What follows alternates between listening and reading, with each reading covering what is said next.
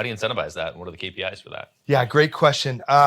So here's what's really happening in the space. So early on, it was like at Tony Robbins, we had a team, and they would get a small salary, and then they would get compensated for a completed meeting.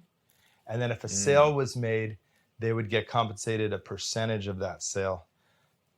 But what we're finding out now is it is really an opportunity to outsource. So I've looked at, and we've worked with some companies that that's their focus. They can get way more activity going and have a specific focus.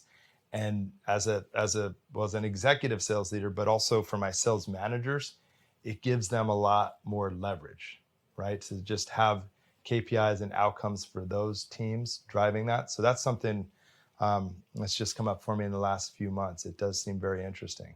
And for anybody that doesn't like acronyms or know what we're talking about, the sales cycle for, I think this is popularized really through SaaS, right? Yes. Through software as a service, which really is Salesforce in the beginning.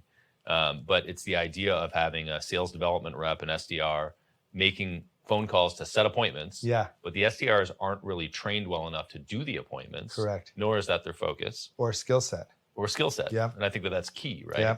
I love the idea of incentivizing for completed meeting. Yeah. Oh, you got to incentivize for completed meeting, because then what happens that could create friction between the consultative rep and the SDR is if it's a booked meeting, they're just focused on getting whatever up on the calendar. Right. And in a high ticket opportunity to take that resource with that kind of compensation, even though it's pay for performance, and just set stuff up on the calendar is recipe for failure.